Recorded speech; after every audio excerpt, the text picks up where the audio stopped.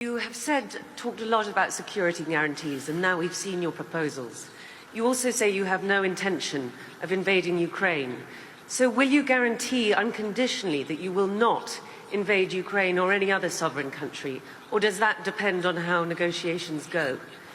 And another question, what is it, do you think, that the West does not understand about Russia or about your intentions? Thank you.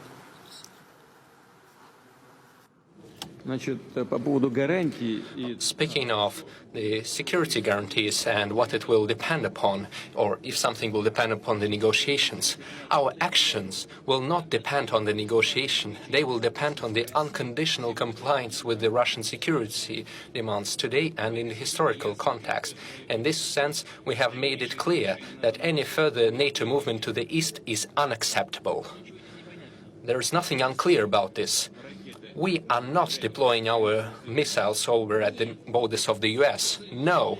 On the other hand, the US is deploying its missiles close to our home, on the porch of our house.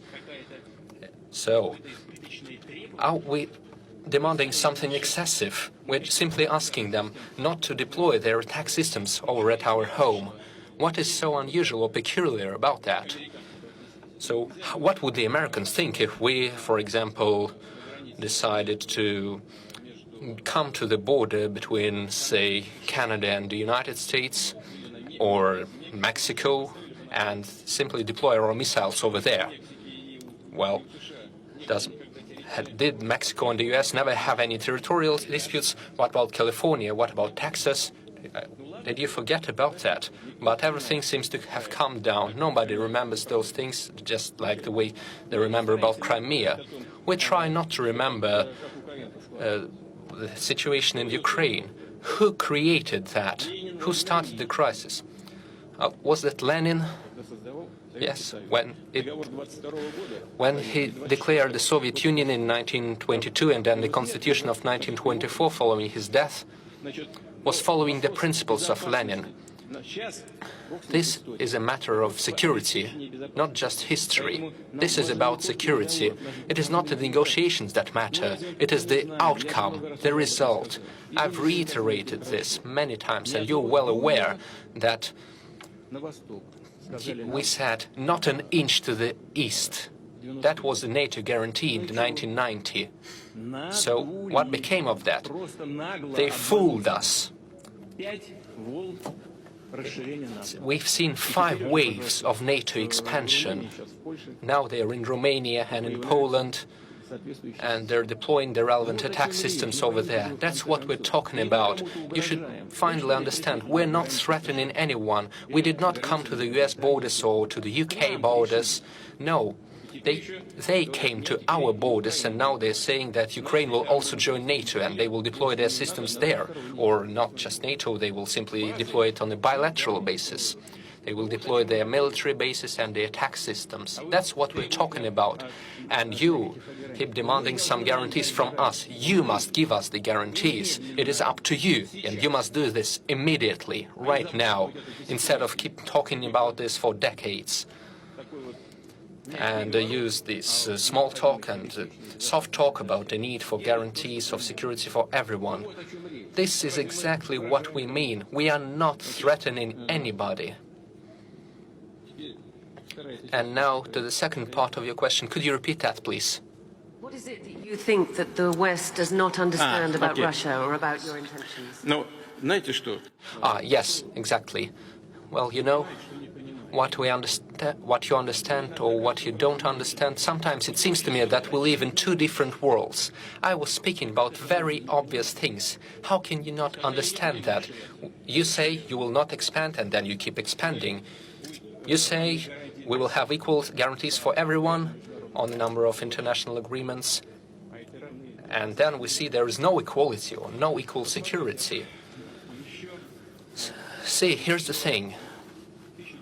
Back in 1918, one of the assistants of Woodrow Wilson, the US president, said that the whole world would feel calmer and safer if today's enormous Russia would be replaced with the states of Siberia and 4 more states in the European part of Russia. That was set in 1918, and in 1991 we separated into 12 separate parts. It seems to me that our partners were not satisfied with that. They think that Russia is a tad too large. Even the European countries have turned themselves into a union of states. They are quite small states with populations of 60 to 80 million people, but even after the dissolution of the Soviet Union, we only had 146 million people, and that is too much for the West. I think that is the only explanation for their constant pressure against us. Back in the 1990s, the Soviet Union did everything it could to build normal relations with the West, with the United States. I will keep saying this, and I will repeat for your viewers and listeners out there from the media that you represent. I didn't quite get that, but that doesn't matter. Our nuclear sites, our military nuclear sites, had experts from the U.S. intelligence authorities. They were going there. That was their job, to visit the Russian military nuclear sites. They spent their whole days over there. And the Russian government had advisors from the CIA working inside of it. What else did you need? Why did you have to support the terrorists in Northern Caucasus and use the terrorist organizations to reach your goals and break down the Russian Federation? This was exactly what you were doing, and as a former director of the FSB, I know that. We were working with the double agents, and they were reporting to us on the tasks of the Western intelligence agencies. Why did you have to do that?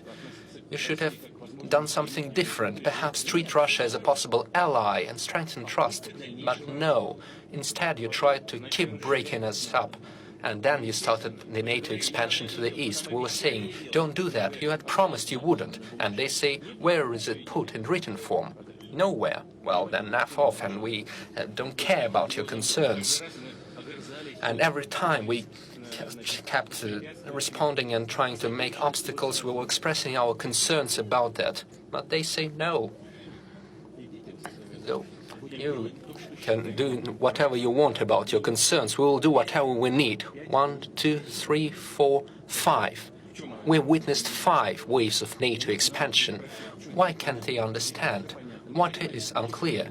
I believe everything is clear. We are thinking about our own security.